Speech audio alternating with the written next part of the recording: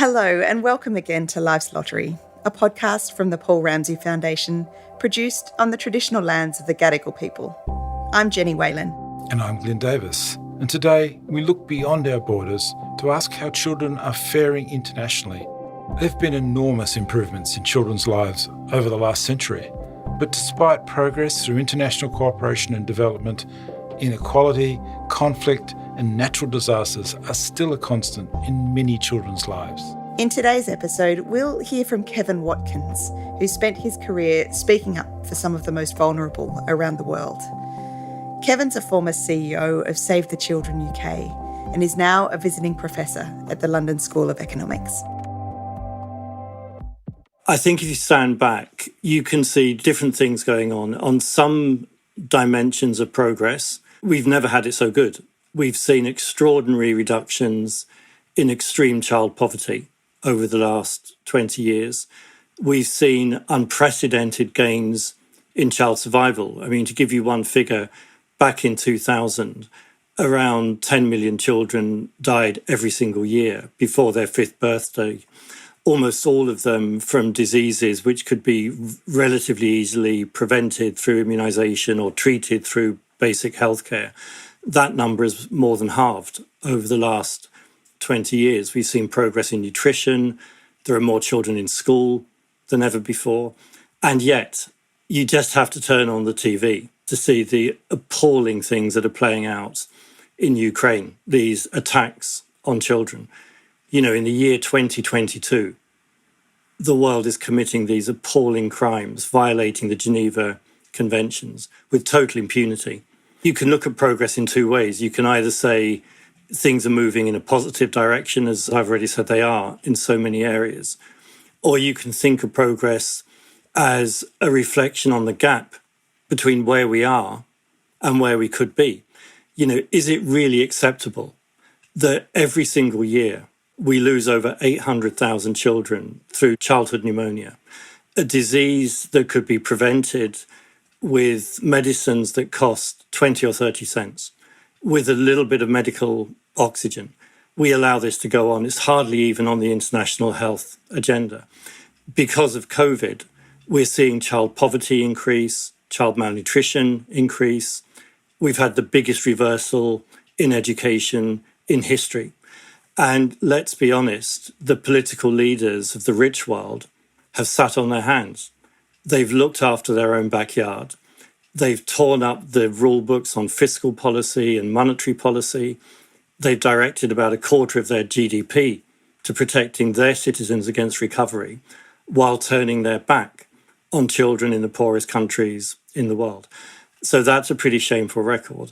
And I think the great challenge that we face, and let's be honest, it's children who are leading this challenge, is to call on political leaders to act on the principles that they pitch up 3 or 4 times a year at the UN to say they believe in, about making the world a better place for children, about international cooperation and multilateralism.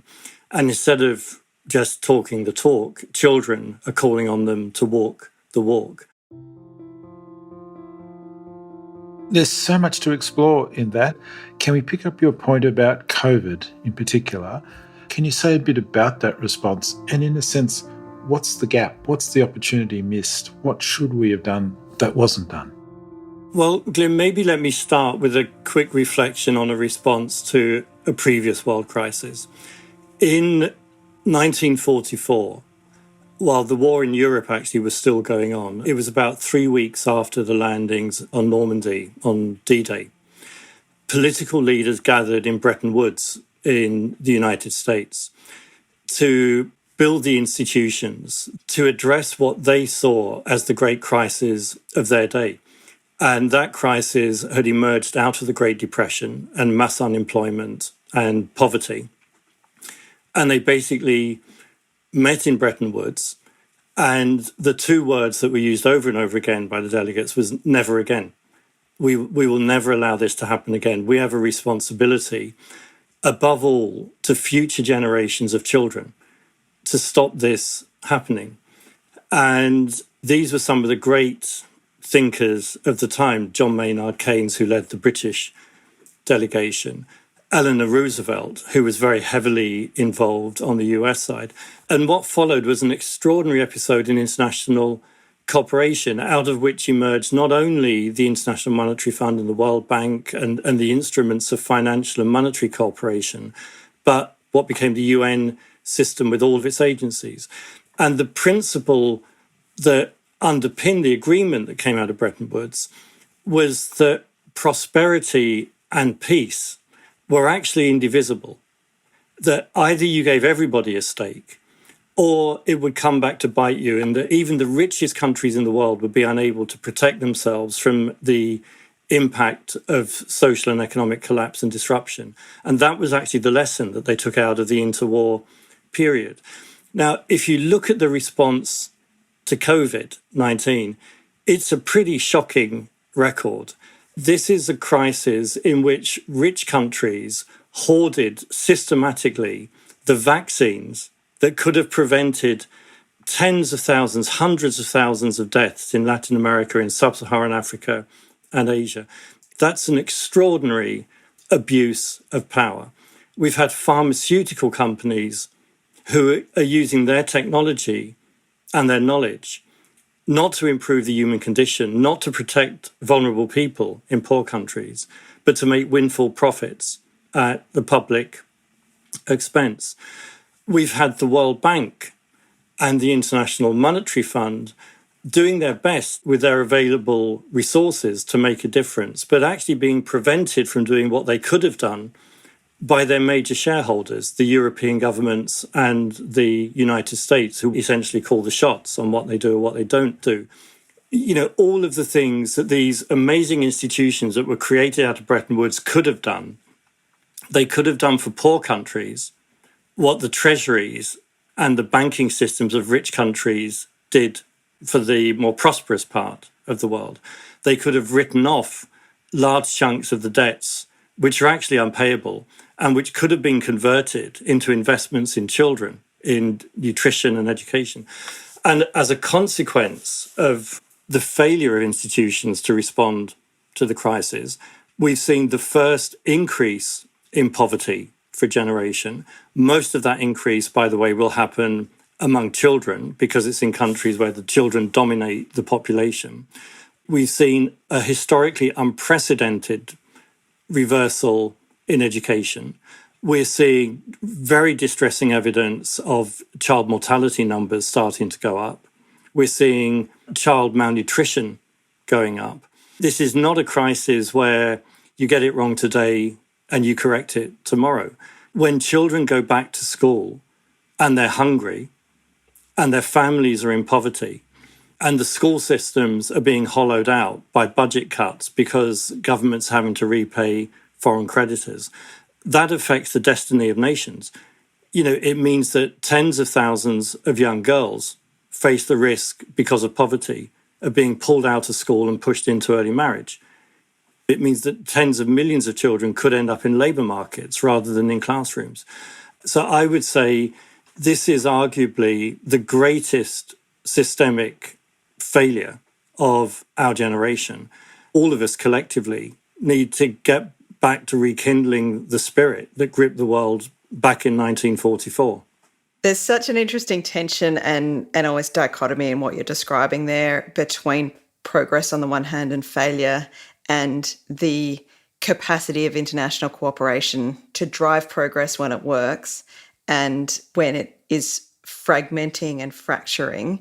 Is there anything coming out of the response to COVID that looks new or gives us any sense of hope that there might be a different kind of vision?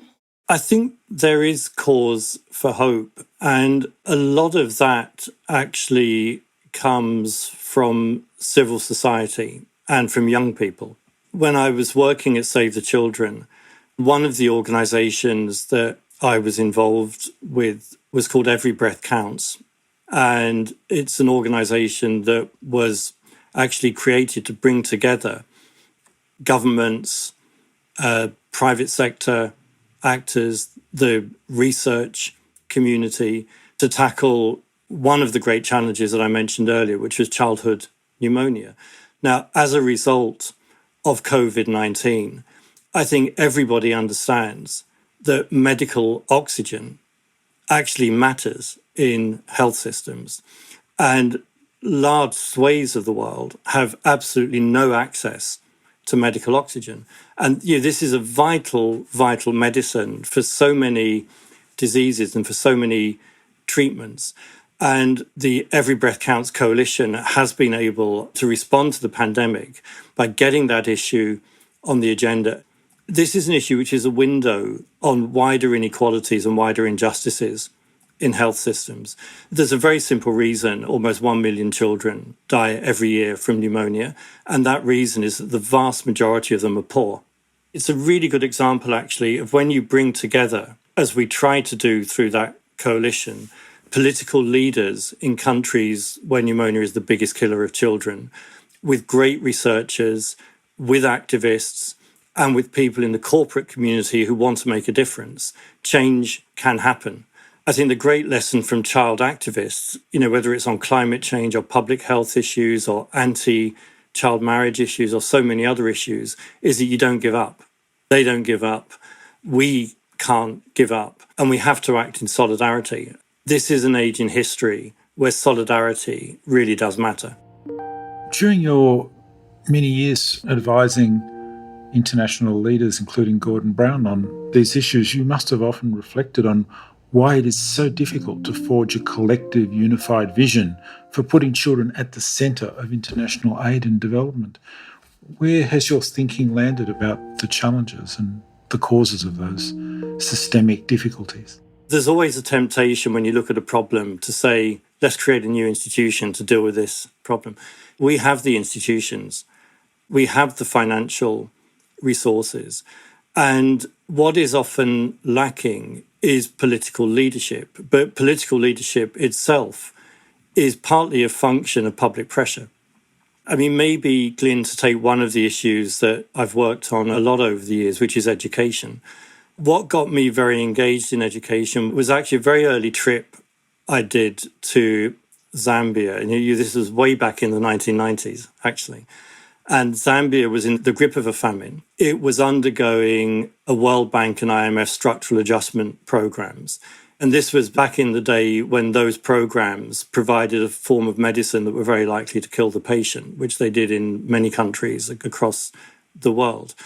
And I vividly remember going to villages and to slum areas, thinking that I was going to be talking to families and children about the very serious food problems that they were facing, the difficulties in agricultural markets.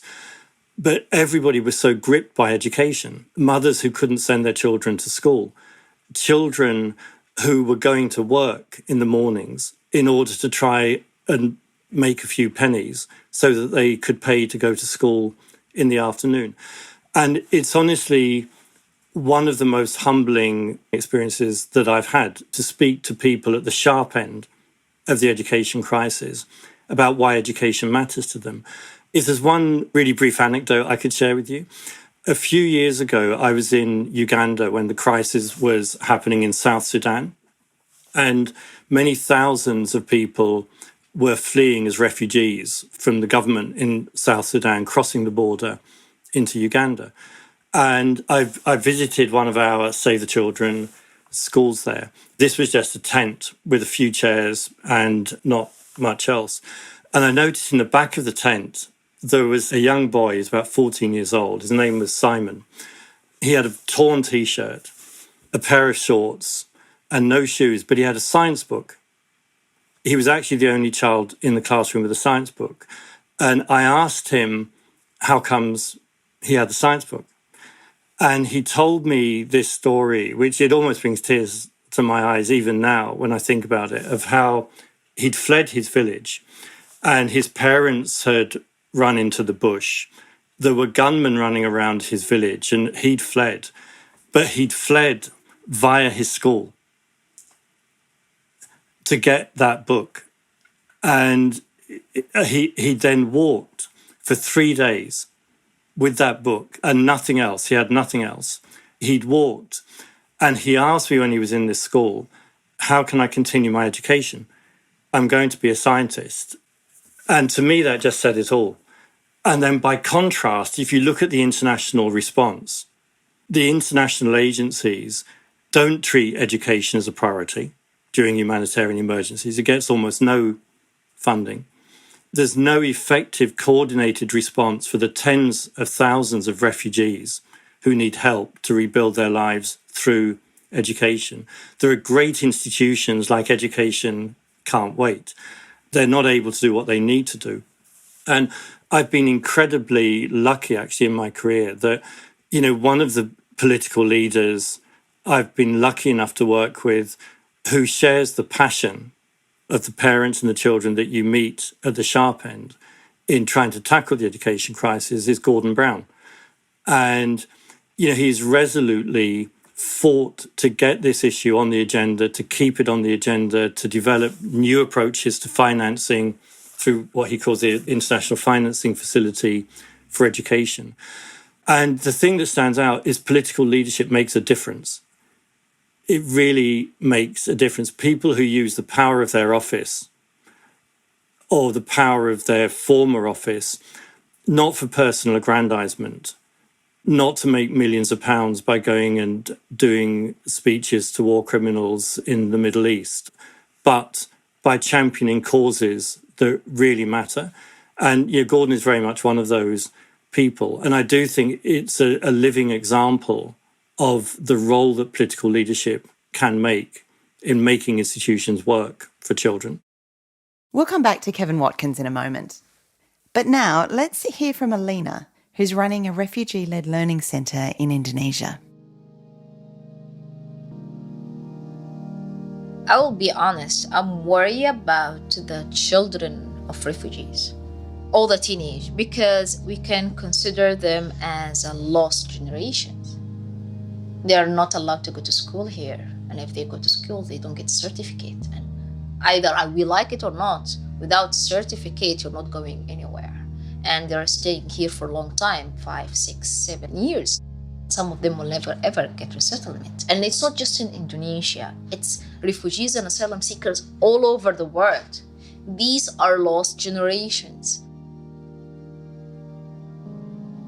Hi, call me Elena. I'm 37 years old. I still look young. I have good genes. 1 month after I came to Indonesia, I was a teacher assistant. I'm originally from Sudan, and I'm actually a dentist, and I came here as a refugee. You're listening to an excerpt from The Wait, a podcast that tells the stories of refugees caught in limbo in Indonesia. It contains references to suicide, so please listen with care. I want to introduce myself. I'm Umid Ahmadi and I'm from Afghanistan, and I want to talk about my life in Makassar. I am Marza Yusufi and I'm 16 years old. When I was born born as a child of refugee. I grew up as a refugee and I don't think I have a country because I haven't seen Afghanistan with my eyes. I haven't even been there in 1 second. I just saw Afghanistan in Google. I'm Sarah, I'm 12 years old. I was born in Iran as an immigrant, and I was born as an immigrant. I just grew as an immigrant. I'm 11 years old and I'm here for 6 years. And Indonesian people, kids, they're calling me immigrant. I don't like them to call me. I just like them to call me my name, and my real name is Fredun. So I'd like them to call me Fredun. I just want them to be my friends. People call us illegal. It's hard for us to be illegal. Everyone wants to be legal and have their own rights, choose how to live. I became in Indonesia in December. Yes, December 2014. Yeah. And we want to just come out of this kind of situation. And I don't have any schools in here. There are many other children who are not going to school, who are not studying, who are just staying in their room. They just eat, sleep, nothing much. I can communicate with my family, relatives that are living in Afghanistan. I don't know where are they now, they are alive or not. That has so much pain for me because I really loved I really want to see how are they feeling now, how they are alive or not. Families, especially children who are suffering from depression, anxiety. Our countrymen have suicide themselves because of they were so worried and they didn't know what to do, so they just suicide themselves, and it's really hard for us to watch them like this.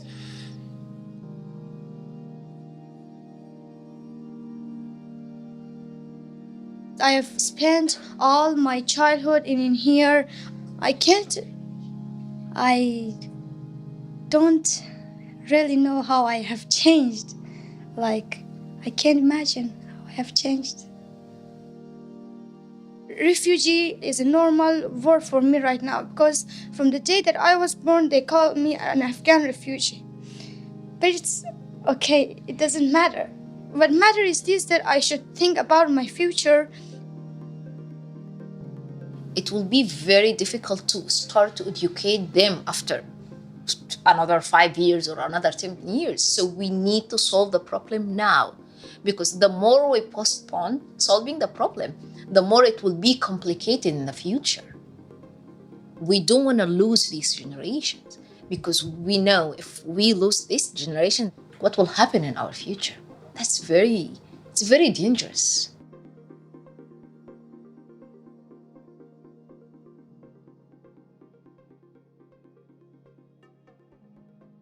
Kevin, I wonder if I can ask you a bit about keeping kids at the centre when we're in crisis response compared to long-term need. In the world of international aid, there's this traditional divide between crisis response, the domain of humanitarian relief on the one hand, and long-term development and poverty reduction. And COVID's just the latest fast-moving crisis that's blown up that distinction between short and long-term. The underlying failures of health systems or digital infrastructure, for example, not to mention public finance, are long-term issues that make it impossible for populations in poverty to cope with short-term crisis. It makes me think about the much larger and so far slower moving crisis of climate change with which today's children will have to increasingly contend. What are you seeing in responses to the emerging climate crisis in developing countries, and the distinction between crisis response and things like safety nets or putting in place the kinds of resilience measures that can help populations cope? If you speak to anybody working either in development or the humanitarian field, they'll often say, we don't believe in the humanitarian development divide. There is no divide. It's a continuum. The reality, in my view, is that divide is not only alive and well, it's arguably growing bigger by the day. And actually, Afghanistan is a stark example. What's behind the humanitarian crisis in Afghanistan, let's speak bluntly, is US and European sanctions and the withdrawal of financial support to institutions in Afghanistan. That's the primary cause of the humanitarian crisis. This is actually a crisis which is rooted in the collapse of development institutions and is somehow being presented to the world as a humanitarian problem. I think if you look at one crisis after another around the world, you know, these repeated appeals that you get every single year for the Horn of Africa, totally predictable, short-term financing to solve what are essentially long-term development problems. The financing is unpredictable. So there's going to be a huge amount of money now going into Ukraine. I absolutely guarantee you there'll be a plummet in the resources going to the Central African Republic, to Somalia, to the DRC. And the real problems that need to be addressed in those contexts are exactly what you described. The most effective prevention tool for the hunger aspects of humanitarian catastrophe are functioning safety nets. We know how to design safety net systems, and we know you don't finance them through short-term humanitarian appeals. The most effective response to the child nutrition threats and the child health threats that come with humanitarian emergency happen through public health systems. They don't happen through sort of pass the hat after the event appeals. It's such a deeply ingrained mindset. And of course, you can't turn your back to humanitarian tragedy when it happens. But boy, does the international community learn the hard way that this is not the most effective way to respond.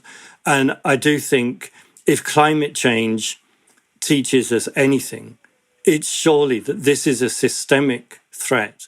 We know with cast iron certainty that the average intensity of droughts that happen in the world, the average intensity of storms that happen in the world will be fueled by climate change. And we have to prepare for this. The idea of waiting for tragedy to strike, waiting for the drought, waiting for the fire, waiting for the hurricane, and then rebuilding, it's absolutely the worst way of going about it. And tragically, that is what we're locked into right now. And it's precisely what children are demanding that the adult world, the adult political leaders get their acts together and stop treating the climate crisis in that way. You know, we need to tackle it at source, and we need to build the institutions and the responses that will prevent the destructive effects that we know for cast iron certainty are coming.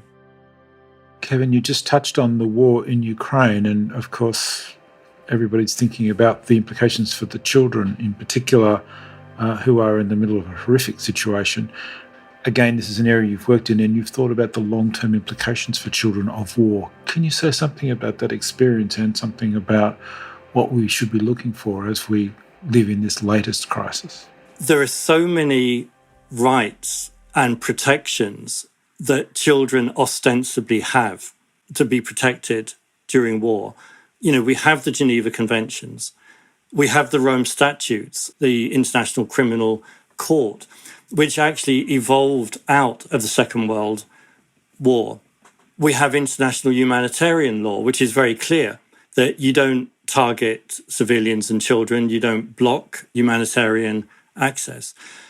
Actually, in the mid-1990s, Graça Machel, the former education minister of Mozambique, did an extraordinary report which was presented to the UN General Assembly on the protection of children in war. And she documented in horrible detail what was happening to children who were being deliberately targeted in these wars of the 1990s. There's a harrowing phrase, actually, where she says, there are no further depths to which a civilized community can plumb. And I'm afraid what we've seen since she presented that report in 1996 is the plumbing of further depths. You know, we've seen it in Somalia, we've seen it in Afghanistan, we've seen it in South Sudan. And in many, many cases, these are, I think, self-evidently war crimes that are being committed. The one thing that you can use to erode a culture of impunity against children is the rule of law. We have to make this rule of law count for something. Political leaders need to start initiating prosecutions of those responsible for these heinous crimes against children. And until that happens, we are going to see more of the sort of horror stories coming out of Ukraine that we've been seeing. Can you think of an example that you would point to where any of those international legal frameworks have on the ground restrained action in war for the protection of children? We've all seen the scenes from Aleppo. I visited Mosul after the bombardment, and this was like a scene from Stalingrad. And what we're seeing now, of course, in Ukraine is a repeat of the sort of Aleppo approach. I would say this is what I take hope from. When former President of Chile, Pinochet, was arrested in the UK using universal jurisdiction and British law because of his record on torture in Chile, when we've recently seen a Syrian military figure imprisoned in Germany because of torture in Syria. I think this does give you some, because people pick up these signals. The people in the field who are ordering the bombardment of humanitarian corridors by Russian mortars now, they are presumably acting on the basis of a calculation they will never be held accountable for what is clearly a criminal act. Now, it doesn't take many court cases, potentially, to change that equation. And of course, it's difficult, it's diplomatically challenging. But I think in the end, if you don't underpin moral codes with justiciable action, they don't really provide children with the armour they need to be provided with. And to make one critical point on the UN system in this respect, I did a report several years ago for the UN on attacks on education. And what I was struck by was just the endless reports that are produced every single year, documenting who is responsible for attacks, where they've done the attacks, who orders them. You could fill a library with this stuff, and nobody acts on it. That, I would say, is a betrayal of the universalism and a betrayal of the principles that the UN was created to defend. And so we need to cut out the double standards. We need to act as though these moral codes count for something. And we need to put in place the justiciable processes that hold those perpetrators of crimes against children accountable.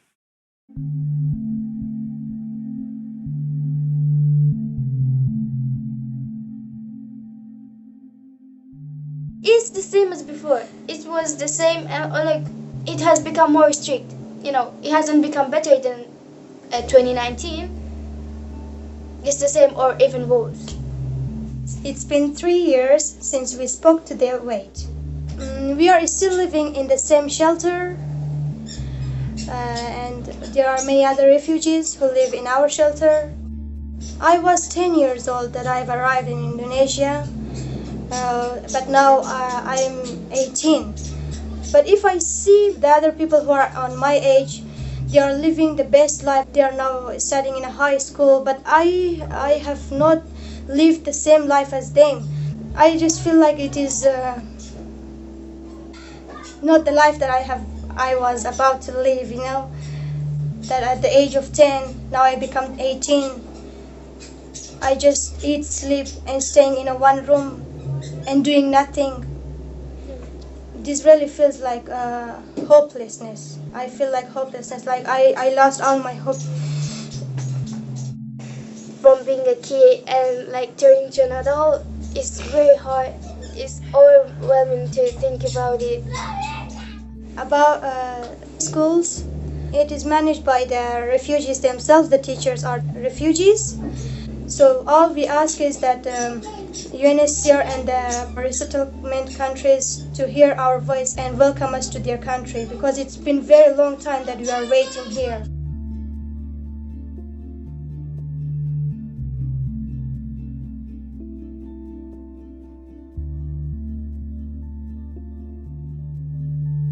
So, Kevin, I want to invite you to imagine a different kind of future, a better future in which children and their well-being is truly at the heart of international policy, financing, international cooperation, perhaps political leadership, which has been a theme of our discussion today. What might that look like? How would we know it if it was making a difference on the ground? I do believe that a focus on children is so critical because it is our window on the future. We have two responsibilities as adults, which is one, to create the conditions for a better world for children. Currently, we're not doing what we could and should do in areas like education and public health through international cooperation. We're not doing what we could and should do through public spending and budgets, which are often skewed in a way that reinforces and magnifies inequalities between children rather than equalising opportunities between children.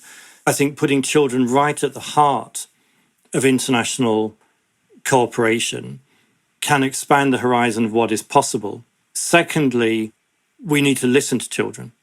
We're learning to do that partly because they're banging down the door on climate change, which, let's face it, is the great injustice that our generation is passing on to future generations.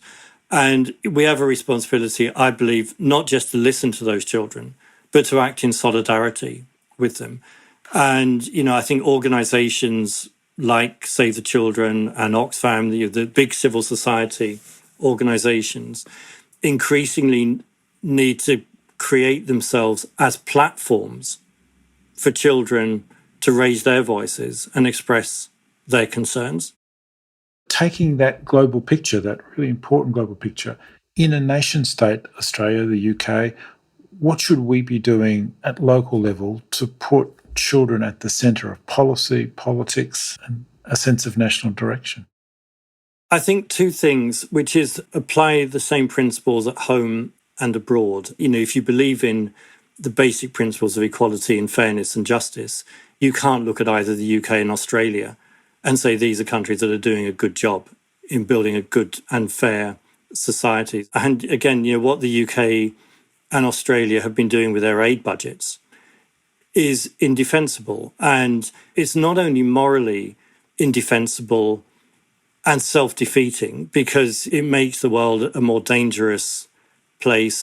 It's saving pennies in our national budgets in ways that really inflict great harm on children in many developing countries. And I think, remember what the generation of political leaders who came together at Bretton Woods really understood, which is that universalism matters, not as an abstract principle, but because, like it or not, we are all part of a single human community and our actions all affect each other.